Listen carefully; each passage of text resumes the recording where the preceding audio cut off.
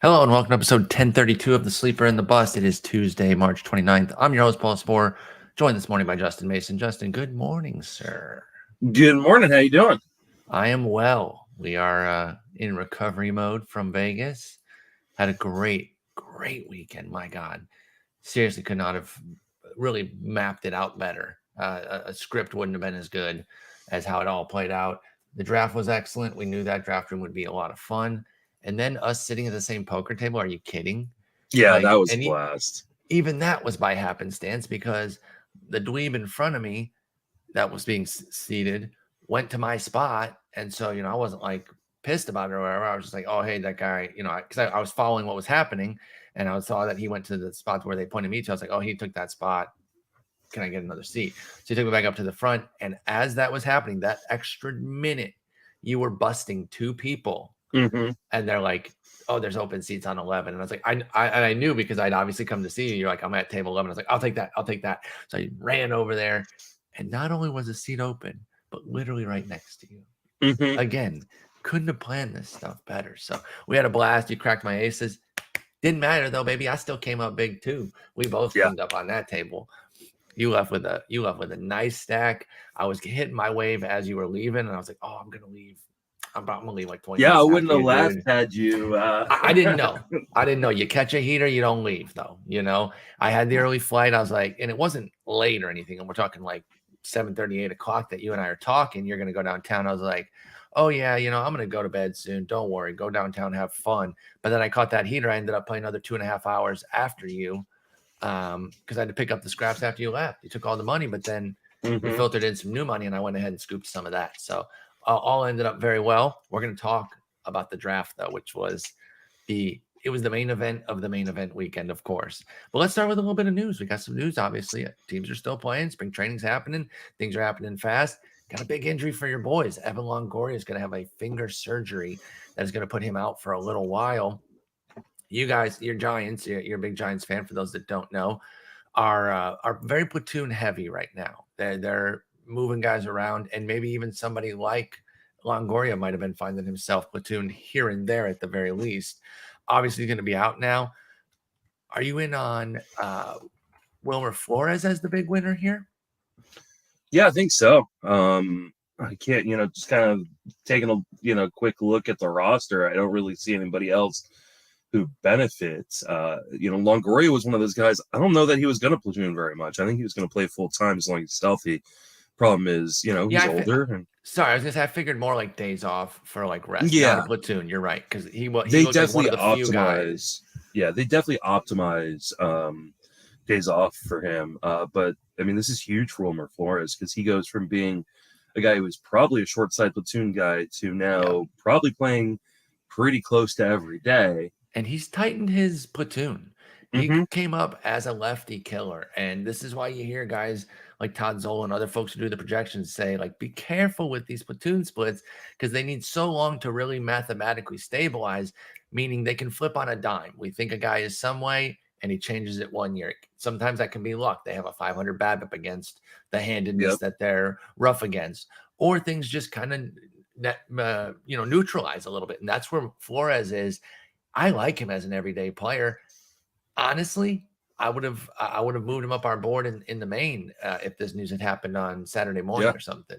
He went he's very definitely late. a guy. He's definitely a guy I would have targeted towards the end. I mean, you've got the multi-positional eligibility, being eligible for second and third in pretty much every league. 28th in our draft. Yeah. 28th round. Right now, the Bat X has him projected for 14 home runs and a 260 batting average, but they've only got him projected for 397 in terms of plate appearances. So, if he can find his way to 500 plus plate appearances, we could be talking about 25 plus home runs with some solid batting average. That's Wilmer Flores. He's a 267 career hitter. All these projections live in the high 260s to low 270s.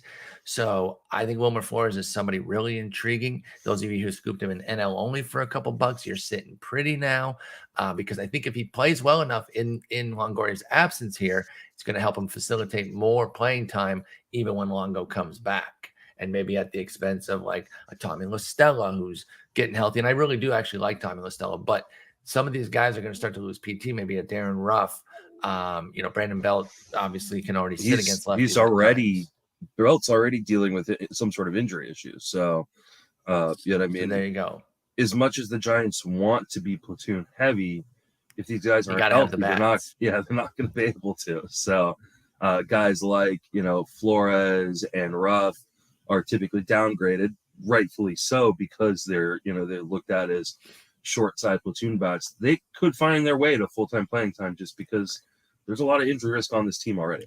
Absolutely. So keep that in mind there. The Tampa Bay closer's job is never really one that feels all that stable. You look back on years, and a lot of times you will find somebody has kind of emerged as the main guy, but we don't usually know that going in. That's the tough part. Like they're on par with everyone. I did a little. It was nothing that I published. It was just something that I was reviewing offline. Was teams with a 20 save guy, and over the last 5 full seasons, so since 2016. They're right there with everybody else. Like I think 5 was the most, so one each of the 5 full years, and then 4 was second most, of course. And a lot of teams have 4, and Tampa Bay was there. So they usually find a guy. But in the last 3 seasons, including 2020, so 21, 20, and 19, they've led the league with guys to get at least 1 save as well for the Rays. This all leads to Pete Fairbanks going to deal with a lat injury that's going to put him down for a while. Andrew Kittredge was already the guy with kind of the leader in the clubhouse tag. Does this make you more confident in drafting an Andrew Kittredge now that one of his chief competitors is gone?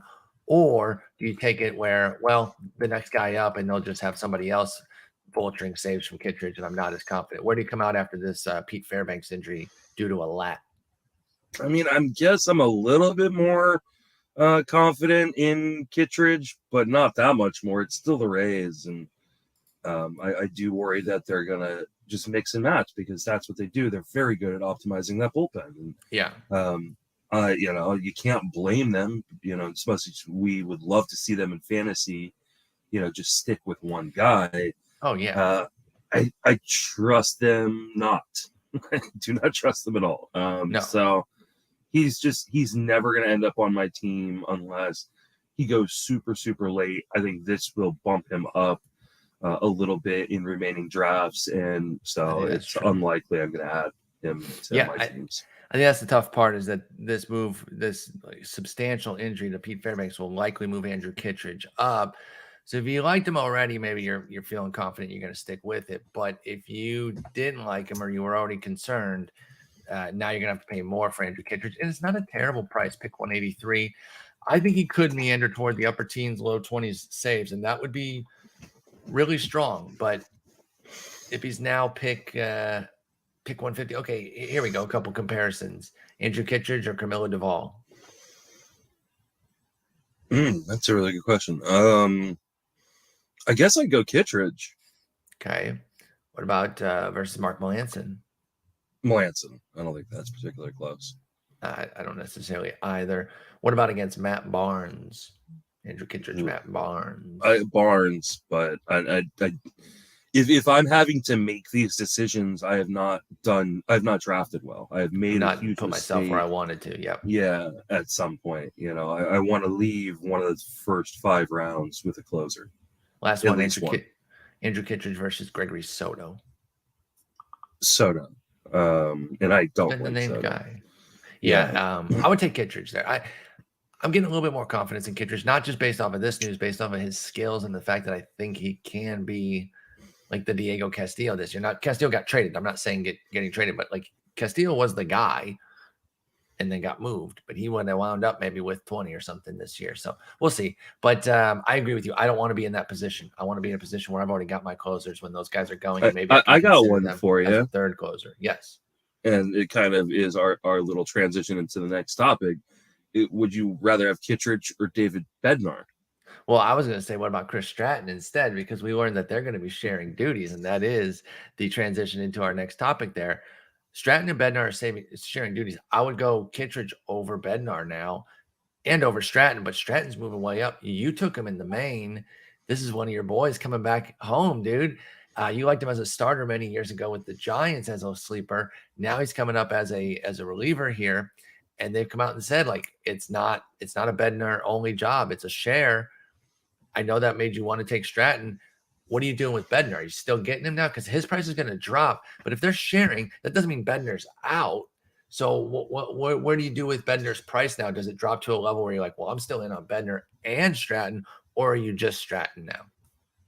I mean, I've been just Stratton all along. I think if Bednar's price drops to the point where I can kind of double tap on them and just say I'm going to pick up Pittsburgh saves, because while they're sharing right now, it does not mean they're going to share the rest of the way. This is the reason that I've talked about this all offseason, that I felt like Stratton at worst would get a portion of that role. This is like worst possible outcome, though, right? Because I mean, we're talking about the Pittsburgh Pirates, and then we're talking about them sharing the saves. Split role. I think this downgrades them both a little bit for me, just because Stratton will go up, Bednar will come down, but now they're sharing the role, and I mean, are we talking like 15 saves apiece? Like that's not super enticing. I guess it's something, but 15 saves is actually kind of a decent number these days, though, man. There's not that many guys putting up that kind of number. So yeah, I mean, fair. It's a little bit of a pain, though, right? Because it'd be better if one guy just, even if it was Stratton. I like Bednar, but it'd be awesome if just one guy took the job. You minned Stratton. This was like the news was fresh, and so the news hadn't even happened when I you got him at 328. Yeah. Then that Saturday, later after the draft, we get the news on it. They're like, oh, they're actually gonna be sharing duties. Justin freaking got us, and he's not gonna stay at 328. So where does Stratton go from here? You minned him at 328. I think he goes even higher than that. Where do you think he starts to go over these next few mains? Well, let's pull up the main ADP and kind of take a look. My guess is he jumps up close to 100 picks. So you said he was at 328. Let's see what 228. 228 would put him Lou around Lou Trevino. Yeah, that's that's probably too high. So maybe it's maybe a bit lower. Yeah, but like not crazy. Like Robert Suarez, Paul Sewald area, that 280. Yeah, I was thinking like 250, like where Dylan Floro landed. I would still take Floro over him, even though Floro's a little nicked. Yeah. It's I would prefer Stratton over Colomé, but Colomé is the guy, so I think he goes higher, and I don't. I think that's fair. I do not want Colomé. I'm not taking Colorado guys. It's just a pain in the ass. The saves aren't worth it. No. So Stratton's moving up. If you were like Justin and already on him, kudos, because that's a nice pick now. If you're going to get double-digit saves for a 300, 400 something pick, that's really hot. Second most rostered player. There you go, baby. Don't cut Bednar. This is not Bednar out. This is not Bednar's out. This is just that he's sharing now. That's okay. He can get 15 saves and still be. And useful. the skills would be really good for Bednar still. Let the price come down. He maxed at 210 this weekend. I think he starts to be more in the 180 to 210 range. Let that come down, and you can take him over there. But do not be fully out on Bednar. This is not. I bet he drops down to the 250 range. Because I mean, I would take him all day there. Most of the leagues had already drafted him by the time that I think all of them have. So we'll have to see how the rest of this week's go, because there's going to be some this week online, and we'll have to see how that goes with Bednar's price. So I will buy the dip on Bednar, but I will actually buy the rise on Stratton too. I think that's a fair price for both. I'm open to either. All right, let's get into the draft. It was awesome, man. What a room. Scott Jenstead at the 1. Striker, baby. Striker Jenstead. What a stud. That's Striker with a Y. Get it right, or else War Dog will get you. Dalton Del Don at 2. Justin Salinger at 3. Who's that clown? Never heard of him. Herb Ero at 4 with his teammate Ryan Rudzinski. Ray Diaz at 5. Emmett Ruland at 6. Dustin McComas at 7. Jeff Zimmerman and Tanner Bell at 8. Jason Gill, met him. Very nice guy. The whole league, by the way, just wonderful people. Ehrman, I think it's Ralph Ehrman, correct? Mhm. At 10, Dave Potts at 11, Mike Dugan at 12, Dave Smith at 13, Michael Govier, and myself at 14 and 15. What a room. What a great time. General overview first before we dive into your team. Did it live Um, up to the hype? Did you enjoy yourself? yeah, absolutely. I mean, it was a blast. It it was a very, very tough group. And I mean, every main event is tough, but Of course. it was a lot tighter than I'd seen a lot of the other main events be. In terms of there weren't like very many crazy picks. Like there weren't people who were jumping guys out of nowhere. In a few of the main events we saw on Thursday, especially, there were some just like whoa picks, like Jacob DeGrom going in front, being the first pitcher 6. taking, Yeah. Liked 6 them out. overall. We saw Byron Buxton go in the second round of a lot of leagues. Wasn't just Thursday. So like, Yeah, he was in the third of ours. That actually was mhm, almost a discount relative to where mhm. where Buxton was going. Yeah, so I mean, we saw some like really crazy things and big things happen in other leagues, and I don't feel like that happened in ours. I mean, there definitely were guys who got pushed up because Sure. that's what happens. I set them in on 3 or 4 guys. I know you set them in on at least a couple. No doubt. But there was nothing that I went, oh, that's dumb, like that's crazy. Yeah, I did not have a lot of like, whoa, where'd that come from picks. It was picks Yeah, from like, I know I get that. I there get there that. was one that kind of made me went, holy crap, and it was the one you did. We'll talk about it here in a little bit, but it I think I makes know which one that sense. is. Yeah, it makes sense, and we kind of talked about it already. Kind of right after it happened.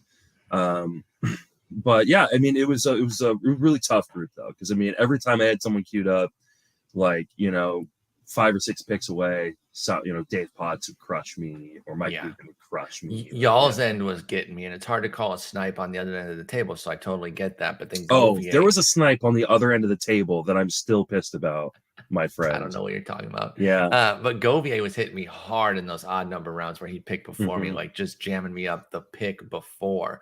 But he could have jammed me up on the one pick that I thought for sure he was going to do. He didn't, so it's all good. I take all the other snipes to have avoided the other one that I will get to when we cover my team. But let's start with your team. Let's get a Mhm. team overview here first. Catchers, Wilson Contreras and Jorge Alfaro playing off that big spring there. Hopefully Alfaro gets some outfield action for you. I know that's of interest for you. Here's the way I have it, and if you have corrections, let me know. But I Mhm. think I got your team pretty well mapped out here. Your corners, Bell at first, Josh Bell at first, Jose Ramirez at third, Frank Schwindel at corner. Your middles, Jose Altuve at second, Francisco Lindor at short, Cesar Hernandez in the middle. Your outfielders, Brian Reynolds, Alex Verdugo, Andrew Benintendi, Robbie Grossman, and Brandon Marsh, and then your utility, Nelson Cruz. Pitching, your starters, Nola, Joe Musgrove, Patrick Sandoval, Anthony Descalfani, Luis Patino, Jack Flaherty on a gamble, Steven Matz, and then your closers, Josh Hader and Chris Stratton. Yep. And then your reserves will include Paul DeYoung, Patrick Wisdom, Bradley Zimmer, of course, Robert Suarez, who could end up being your third closer, Kyle Finnegan, who could also end up being your third closer, Madison Bumgarner, and Lance McCullers Jr. So let's talk about the overview here of the team. When you finished it up, your 30th pick there, what was the general feeling about how you did before we get into strengths, weaknesses, and sort of favorite picks?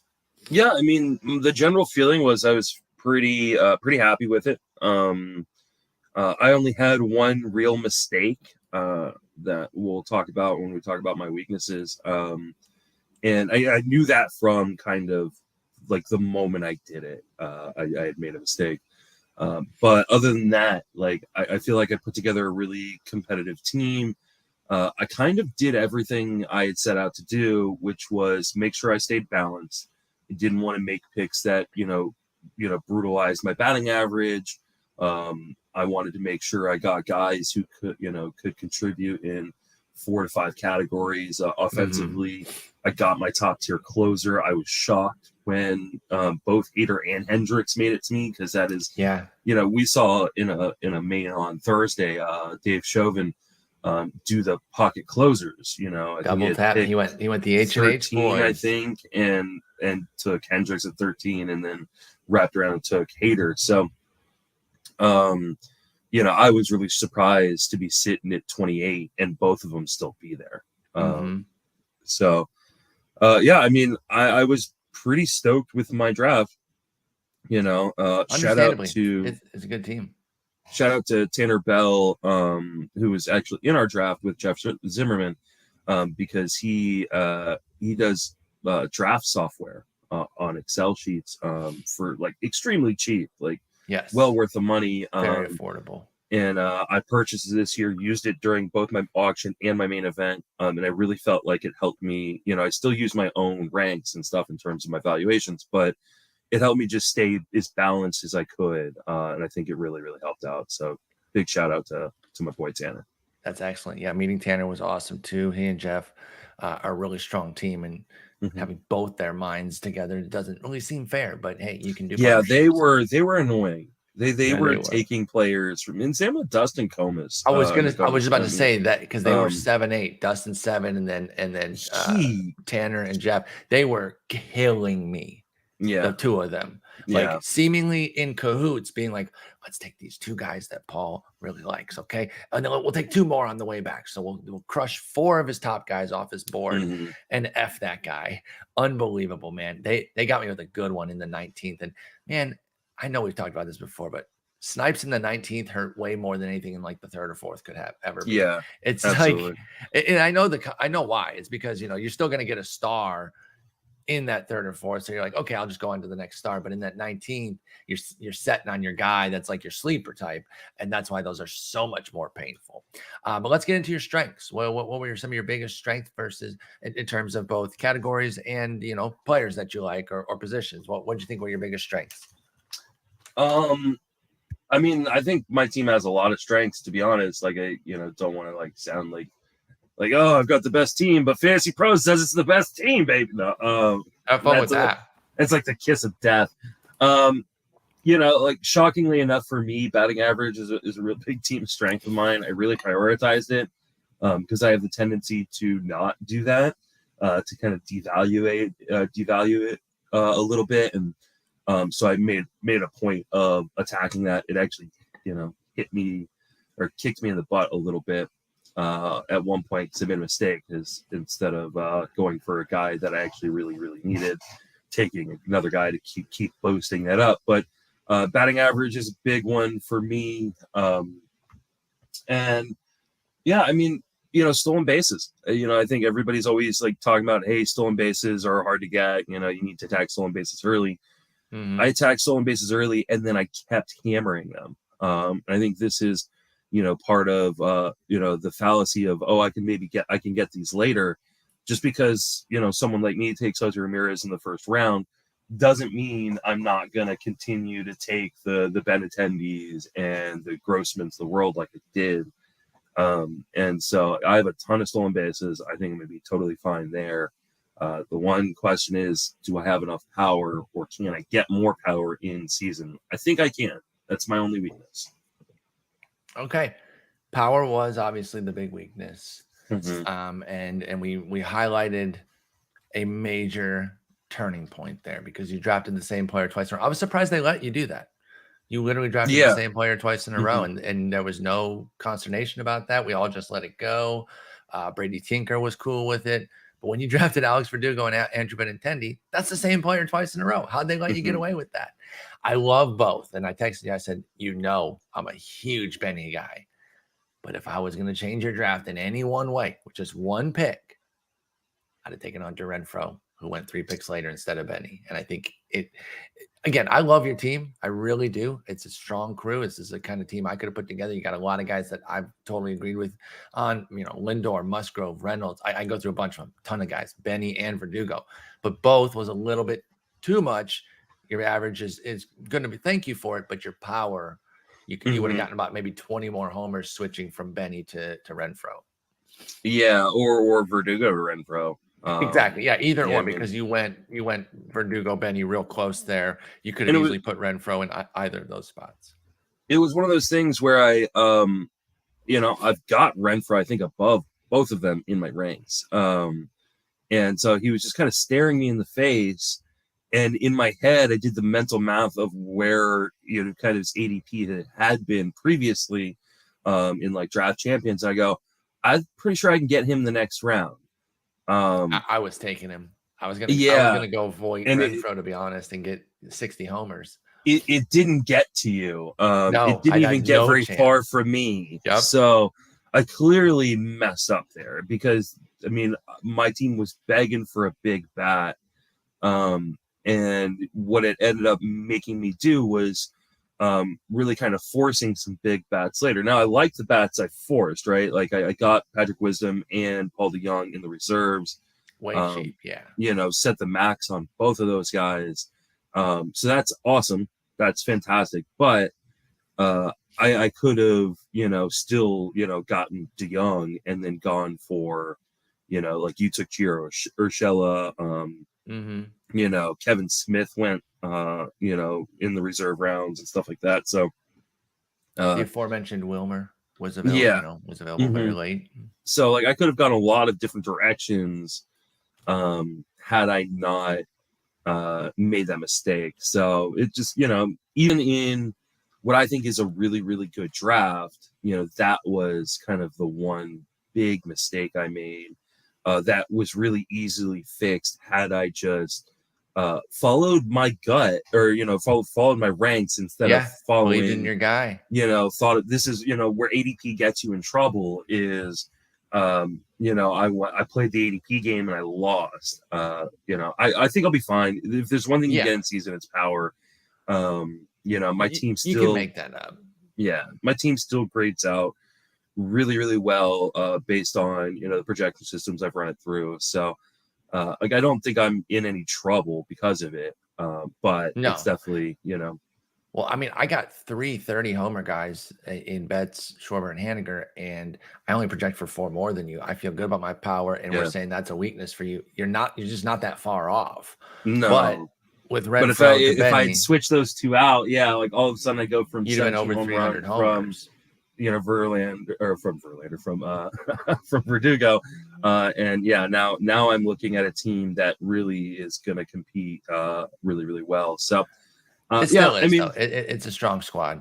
He did a lot of I think Govier posted the projections from his Rotolab software and had me in third place. Like I said, Fantasy Pros had me as the top overall team. We'll talk about where the Bad X has both of our offenses, but like my projections had me in, obviously in first place. I'm using my projections, but I think I did pretty well. I think so too. What was your favorite pick? My favorite pick was possibly Brian Reynolds. I got Brian Reynolds in the 7th round, and I had not really gotten him much this year. I love Brian Reynolds, dude. And that's probably another thing though too, because he's another Verdugo Benintendi type. So it's like 3 guys like that. But again, your average is going to thank you for that. And if one of them like hits another level of power and kind of closes that gap that maybe Renfro would have had while keeping their batting average, you might end up being better off for it in the end, to be honest. But I loved the Brian Reynolds pick. Yeah, I think this is weird because he's a guy that helped win people leagues last year, and when the main events came around, he started to slip. He doesn't have speed. He's not a starter, obviously, or a reliever. So I can kind of get it, but at the same time, like I just felt it was like a really, really good value. Robbie Grossman, I set the max on him. Anytime you can get a 2020 player in the 15th round, like okay, max, yeah. I didn't even need him at that point, but I just saw it, and I was like, this is way too good of a value on my valuations to not just pop him as like I think my 4th outfielder.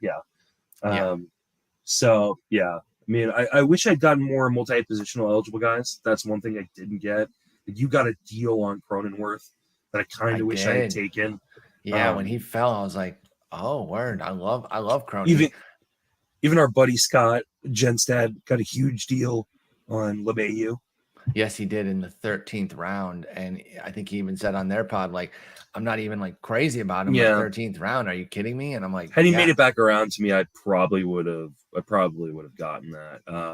Though, I mean, at that point, I still should have taken Renfro. True. That would have been another. It would have been the same exact problem. Yeah.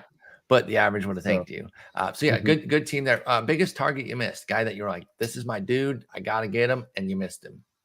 I didn't really have one. That's good. I didn't come into either this draft or my online or my live auction there with a guy that like I had to walk out with. Like there was no like I assumed I was getting J Ram.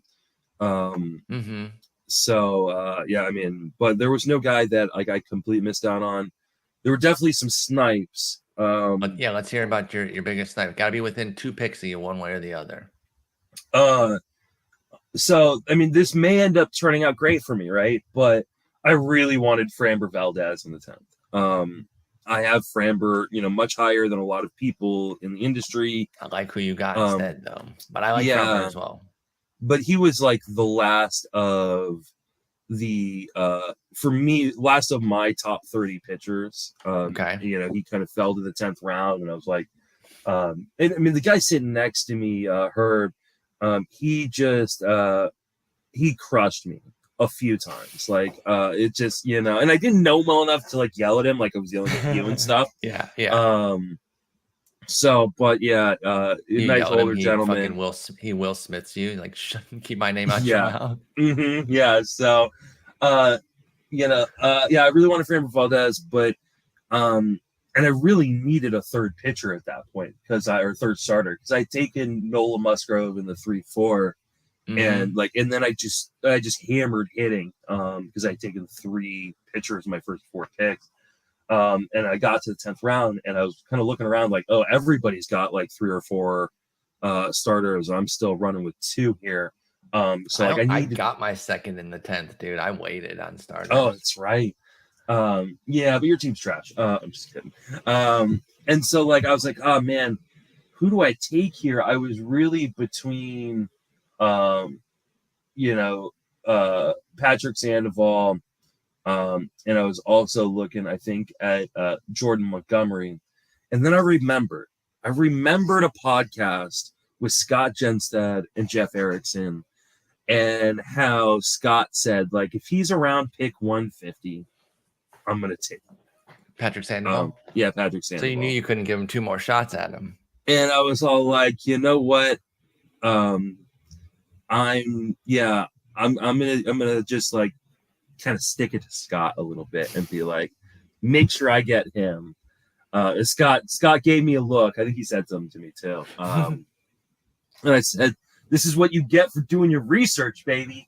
Listen to other people's podcasts. That's right. Making sure I snipe Scott not to give them 2 chances at somebody that they're going to take there. There you go. Because he had pick 150. He was the number 1 spot there. So he picks 150. And he went Severino Bednar. He went 2 pitchers there. He probably would have taken Sandoval over Severino. Oh, he definitely would have. He turned and he did say he was going to take him right there. Of course, yeah, because I would take Sandoval over Severino by a lot. So Sevy has great upside, but I like Sandy a lot. Yeah. So all right, where else were you sniped? I mean, I'm trying to think of guys I was sniped like right. Genstad or Dalton get you at all when you were trying to wait for something to get back on the turn and you made that mistake on an odd number round, perhaps? Yeah. So like in round 9, Genstad had got me with Sonny Gray. Like I felt like that was a really that would have been your third starter then to go with Nolan Musgrove. And I should, and it was one of those things where I probably could have predicted he was going to take a starter there, and maybe I should have take Sonny Gray in the 8th and then try to take Wilson Contreras in the 9th. The hard part was Dalton had already taken like 45 pitchers through the first 9 rounds. Exactly. And Literally so, 6. yeah. So, I felt like, okay, well, at least Dalton's got to take a hitter at some point. So of course he did take a pitcher He still too took in another that. pitcher. He took Duvall. Took Duvall. So it was interesting drafting next to a guy who's so extreme. And I mean, I've drafted against Dalton before, and I've drafted against Toby Battlefield Crazy a bunch of times too. So like I've got a little bit of experience with it, but it's interesting to watch like him put together that kind of roster. Yep. It's impressive. Like I really like what he did with his offense though, because Mhm. he opened Cole, Hendricks, Mondesi, and then Chapman, Cease, Morton. He went Yelly Belly. He Mhm. said, "I'll buy both buybacks," and like that's the thing too, right? Mondesi, Yelich, Bellinger to start your offense when you're taking that much pitching, you're trying to spike some of the high end volatility there, right? It was Even really Blake- interesting being next to both of them, both Scott Jensen and Dalton Del Don, because like Scott really hammered offense Yes, and Dalton really hammered pitching. And so like I don't know how many teams are going to be able to compete with Scott's offense. I think I can, but I think he's probably got the best offense in the league, and I think Dalton's probably got the best pitching in the league. And so like I have to be like second to both of them in order to really but if you are, win. that's still going to go really well. That's the hope. Yeah, Jensted's offense started Turner, Teoscar, Alvarez, Judge, Seager, Hoskins. Nasty. And his top two pitchers are the Rogers is Trevor and Taylor. He really missed an opportunity to take Tyler Rogers. He really should have played. And come on, I mean, he and Taylor are brothers at least. Trevor's not related to them, but you got to go triple T Raj there. I think it's a missed opportunity. That's a good call there. All right, let's take a look at my squad here. And we're still good on time. We can run through it. So my offense, Yasmani Grandal, Austin Nola at catcher. My corners, Luke Voigt, Jamer Candelario, Nathaniel Lowe. My middles, Jake Cronenworth at second, Bobby Witt Jr. at short, Ha-Seong Kim at middle. My outfielders, Mookie Betts, Kyle Schwarber, Mitch Haniger, Akil Badu, Harrison Bader, and then my utility is Max Kepler. My pitching is Brandon Woodruff, Michael Kopech, Ian Anderson, Tristan McKenzie, Casey Mize, Reed Detmers, Carlos Hernandez, and my closers are Ryan Presley, Giovanni Gallegos. And then my reserves are Jake Fraley, Kyle Gibson, Gio Urshela, Pavin Smith, Jake Odorizzi, Gavin Sheets, and Domingo Acevedo. Do you have any comments? Let's start real quick with what you did, because I said like there was one like holy shit pick, and I think I don't know which one you're talking about. Yeah, I think in the fourth round you took Bobby Witt Jr. Sure did. And I think the entire room went, "Oh, okay." But you also had the 15th pick, so like you knew you had 30 picks. It's my last shot at him. 100%. Yeah, and he wasn't gonna be there for you in the 5th, 6th turn. So like, I don't actually have a problem with it. But talk about why you were so aggressive on Bobby Witt Jr. Yeah, I mean, I set them in there, and like one of the things that people talk about being at the 15 slot is you need to be aggressive. And if you're not comfortable being aggressive and really kind of throwing out ADP and just getting the guys when you feel like they're the right pick, then really try to avoid getting one of the turns because you're going to be in an uncomfortable position all the time. And I've talked to experienced drafters, people who I think are way better than me, that they can't do it from the edge. They don't like it. That's not their comfort zone at all. It's something that I do feel comfortable with, and I seek it out. Everyone asks, oh, you got 15. Did you want that? I said, yeah, I went like 1 to 6, then 9, then 15 down, because I like to do that. I like to have my 2 picks and really kind of push things. Sometimes you can wind up on the butt end of a run where you're like, well, I got the scraps here. But most of the time I didn't. I didn't have to worry about that. I was either trying to start, not necessarily trying to start a run, but I'm going to pick my guys here that if you guys clear out a steals pocket, that's fine. I got my Akil Badu here. I want to push y'all to start getting some steals. Saves. I didn't get myself in any sort of bad situation there. Honestly, the only place where I really kind of let things go a little bit was the starting pitching. And that's because it's a strength that I feel like I can find the mid and late tier guys to hopefully pop and play above projections. Like this team's not going to project well because I got, Kopech, Tristan McKenzie, Reed Detmers, and Carlos Hernandez. Those guys are all babies. Their projections are going to be shit. So that's okay, fine. Like I don't expect rookie or near rookie players to have big projections. But with Witt, I knew that was the last chance. He's just so dynamic. I think there's a strong shot that he breaks camp. I think he does, Yeah, the way we're talking about the young players now that have a shot to break camp doesn't really have a case to go back down the way, like, I think Riley Green does. I think actually O'Neal Cruz does too. He spent a week in AAA. Like, I think there's guys with cases to go down that aren't just service time manipulation. What is the case for Witt? He dominated at double and AAA last year. He's playing well in spring, which is not the end all be all, but you're going to say it's like a meritocracy. So he's continuing to play well everywhere he can. I think he starts. 4th round was my last shot, and I was happy to take it. Yeah, I mean, I was definitely like, oh no, Paul, why did you do that initially? Like, that was the first thought that goes through my head. But then when I think about it, when I thought about it at the draft table, I was like, yeah, no, that was the last shot. If he wanted him on his team, then he was going to have to take him there.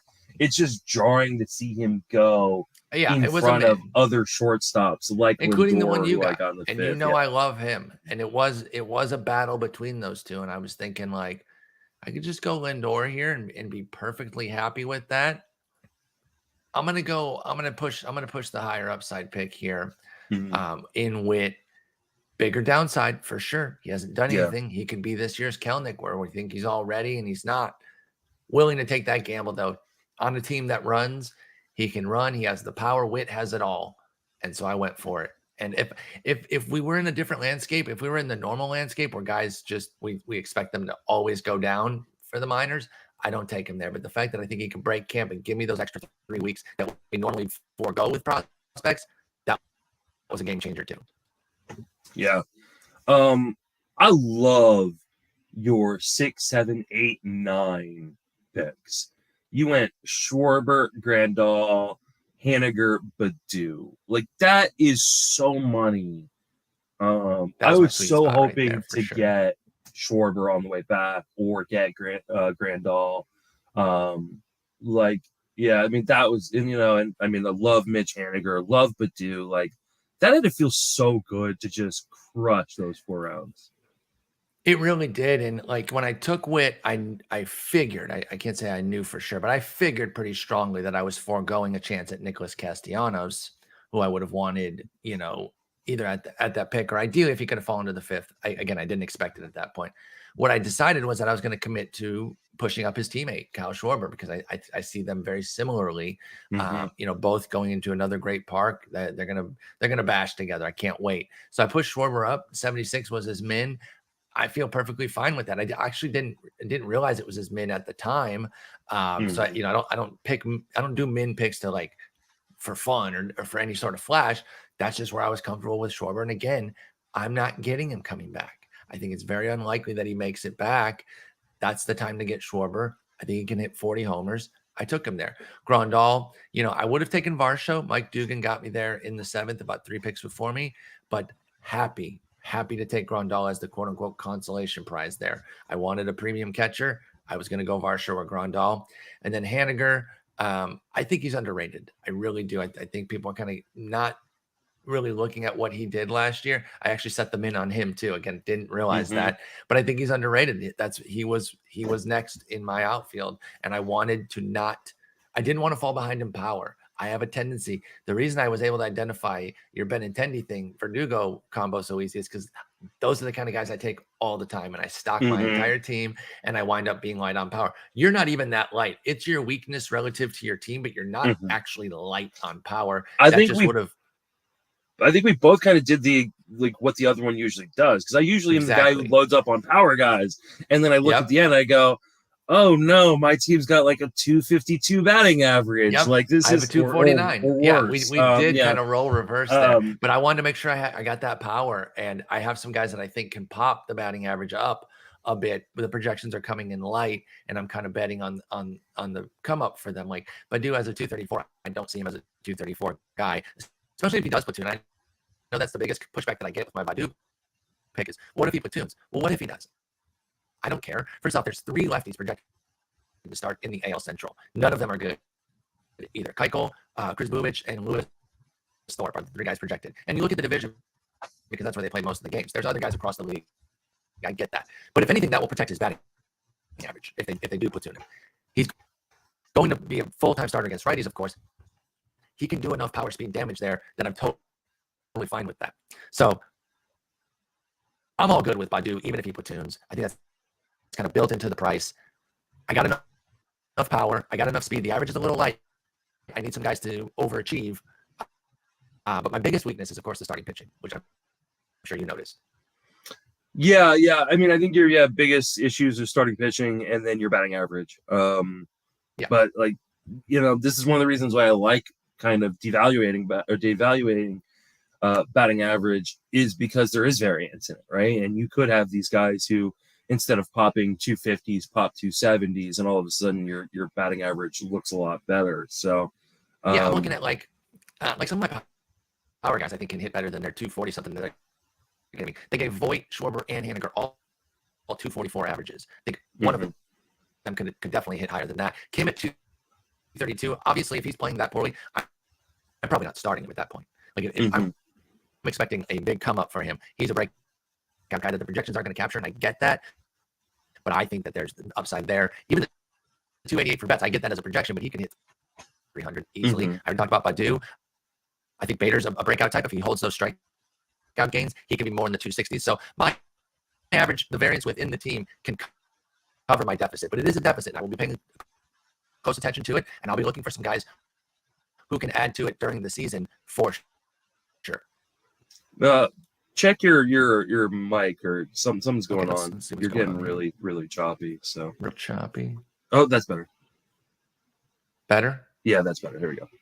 Good. Okay. Apologize. Sorry if it came through. He mentioned it to me there, and I was kind of looking at it like I'm not seeing any sort of indication why it's crappy, but I sound great now. But I really like your team. Like I think your weaknesses are definitely things you can overcome. You're gonna have to, hit on the pitching because you did wait a long time for that.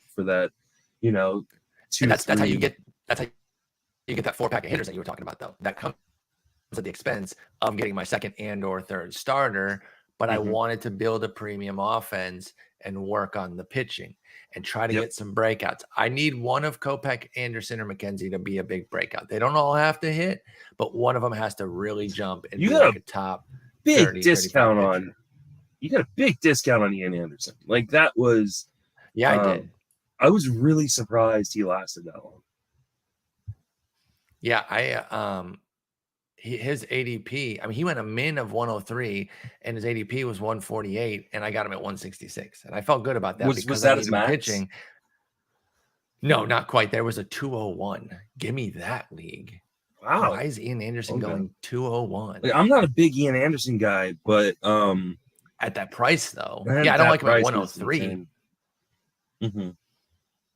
Yeah. So who was how'd you feel about quick question before you give me some. How'd you feel about my 25th round pick? Oh, that's right. Yeah. You're the snipe bastard of the century, dude. So in the 25th round, I took Kyle Finnegan. I really needed, I had taken Hader in the second round. I felt really good about that.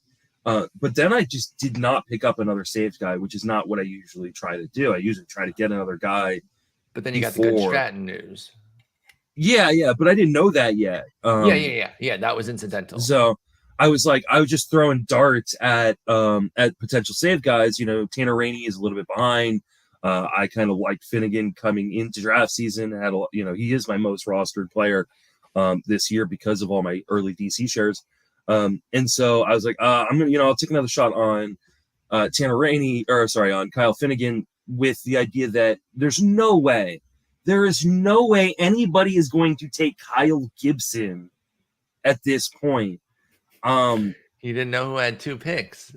Yeah, the look you gave me before you did it was pure evil. Yeah, I mean, And I took your own guy against you, and based on the tip that I believe you gave on the show about his opening his schedule, early like, season that sounds schedule being awesome. amazing, because people are like, what, like why are you drafting? Because I got Kyle Gibson with $1 in my auction. Oakland, Miami, baby.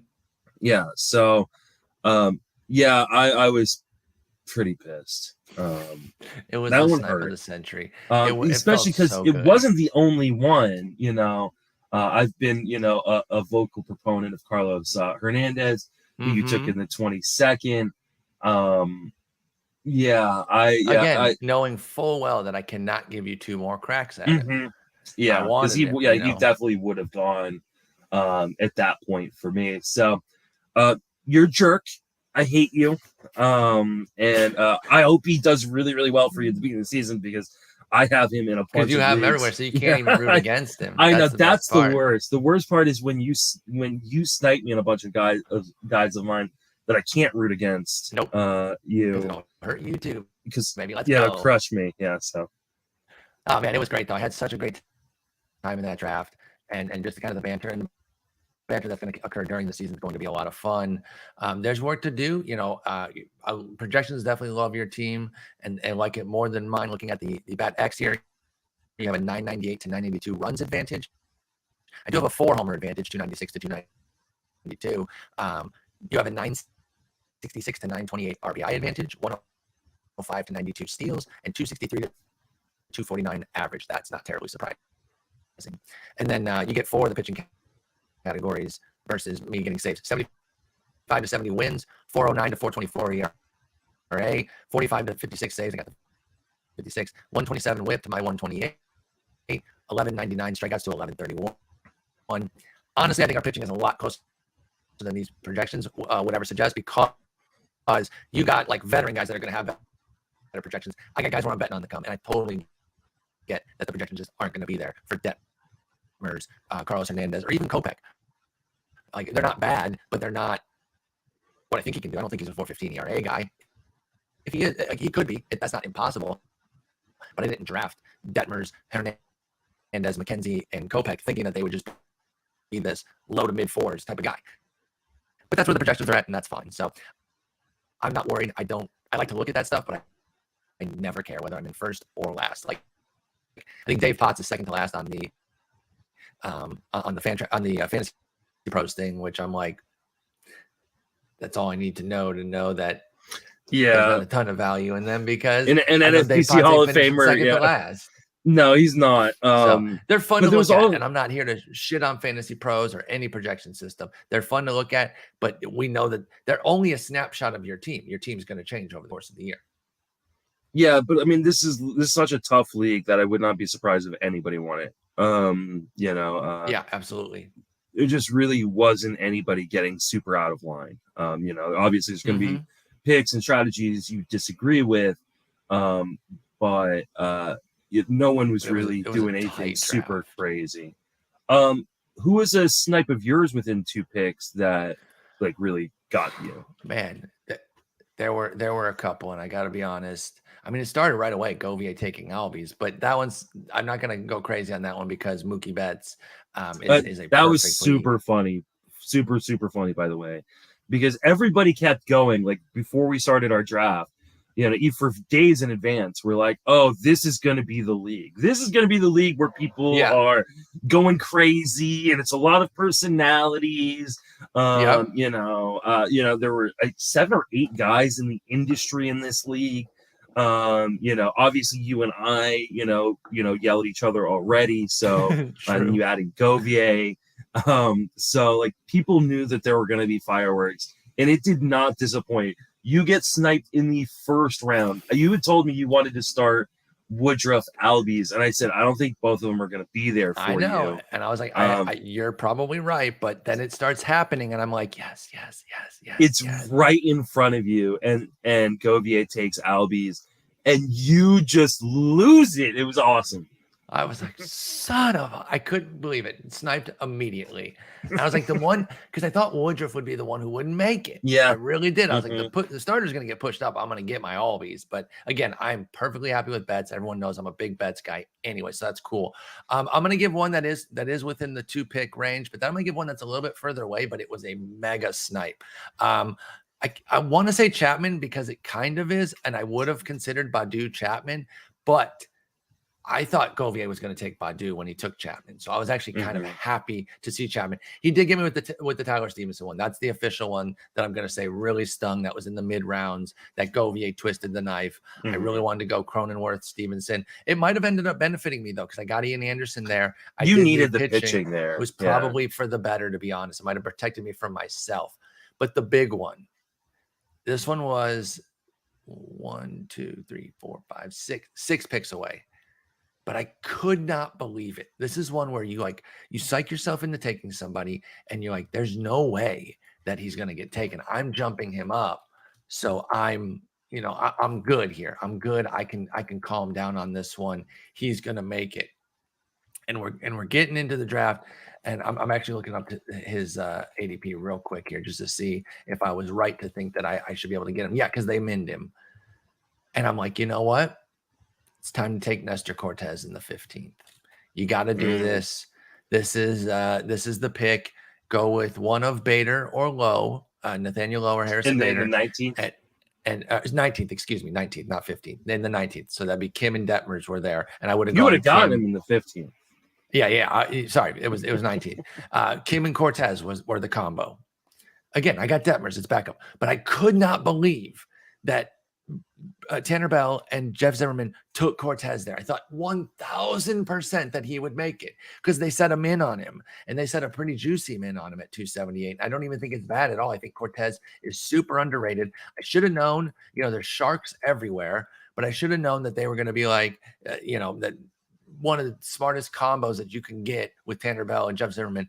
We're going to be on that, ready to take him. They set him in at 278 on Cortez, and I was like, it's a great pick. I really, really loved it. So that one stung. That was probably the biggest snipe. It wasn't quite within 2 picks, but that one hit me hard because I had put myself in the mental mindset that now is the time to take him. And I love Detmers, who I ended up taking, but he's much more of a wild card than Cortez. He's in a 6-man rotation. He's a rookie. I mean, Cortez put something on paper last year. He's legit. He is the 5th starter.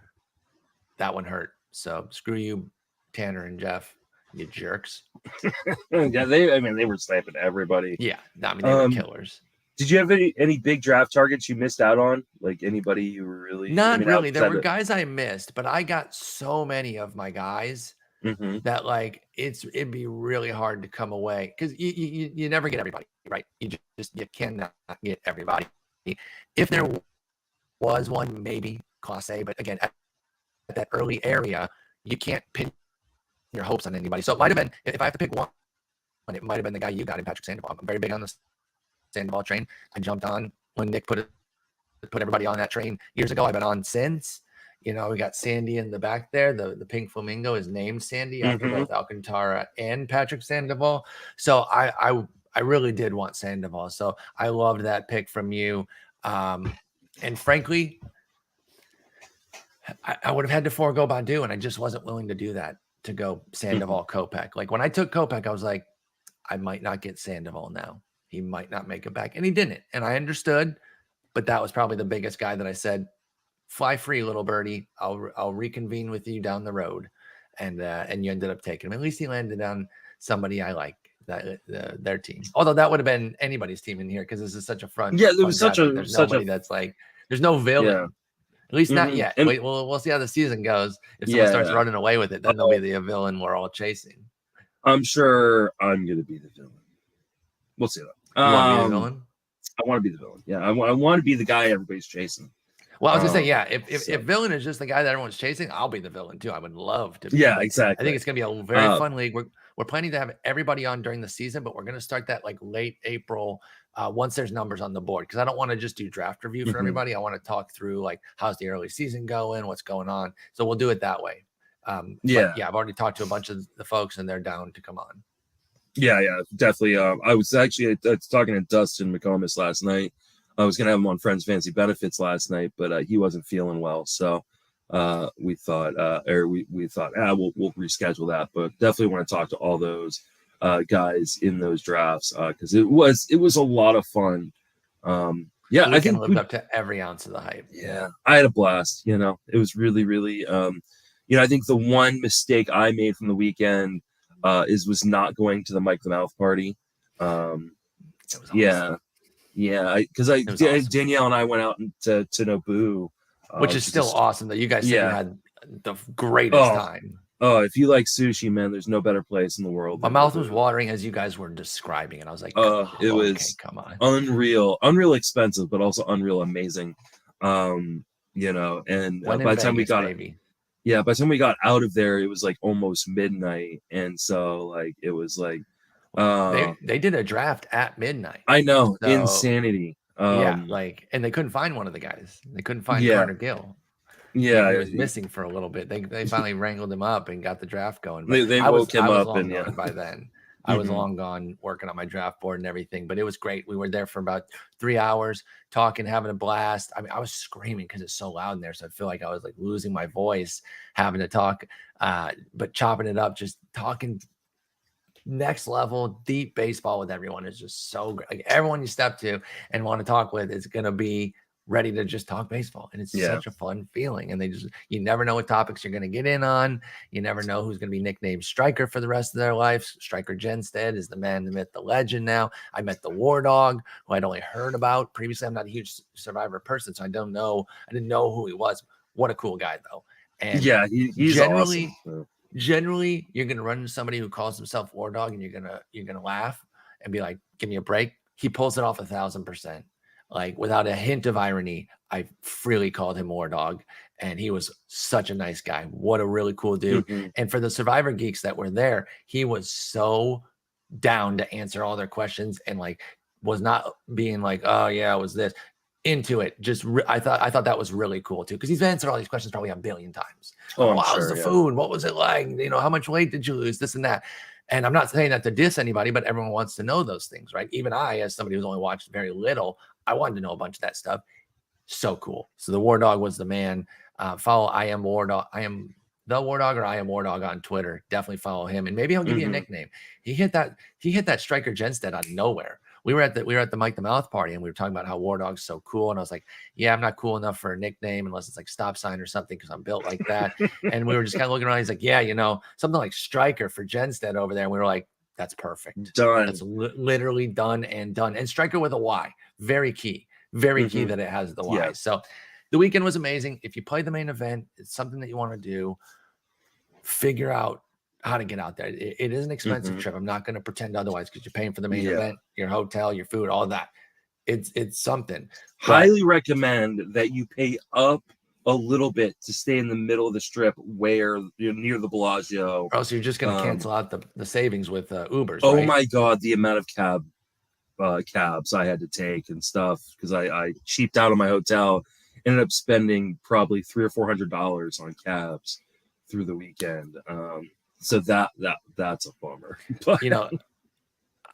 Listen, and it's something that like I kind of started planning for early last year, and I'll do it again this year. Basically, once the season ended, the next 3 months, like October, November, December, my Twitch money was just put aside. It was Vegas money. And it's like, I want to be able to have a good time when I here. win the main event overall out of this, then you'll be able to afford it. Yeah, it'd be no problem. So big thanks. I'm hoping I'll get to go again. Big thanks to Phil Dussault as well, because first off, great person, awesome meeting him, very nice guy, but also he contributed some of his winnings to those parties to lower the cost for everybody else, which was really cool, because the Mike the Mouth party did have an entry fee, but it was because they had a nice spread, any drinks that you could want, non-alcoholic and alcoholic, and it was $100. Normally it's a little bit more to get all that stuff, but Phil defrayed the cost for everybody with his winnings by putting in a bunch. I think the same thing happened at Vlad's thing, where you didn't have to pay for that, but it's partly because Phil helped with that. So just badass. Like, there's so many badass people in this community, and meeting them and putting faces to the names that you interact with in the NFBC and on Twitter is just awesome. So again, if you are a main event player or you want to be, I understand that it's a big financial outlay. I say start saving now, because that's what I'm gonna be doing. I'm still gonna be squirreling away because I don't want to not be able to go due to finances. Yeah, Because I that don't know was if I'll be able to amazing. go again because it's out. It's just so hard to Yeah, leave the that's kids for 2 weekends in a row. exactly. But But I Tout hope wasn't that live this year, so it was kind of a one or the other it made thing. it easy. So I don't know that it'll happen again for me, but it was a blast doing it. I hope I do get another opportunity to go again at some point, but we'll see.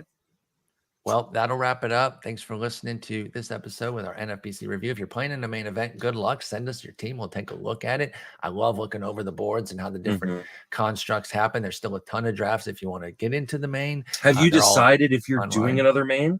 I might do one with Colin. We talked about that. Okay. You and I did, and then I've already been talking with Colin about, like, Just yeah, stay out of Justin mine. and I were talking. Just stay out of mine.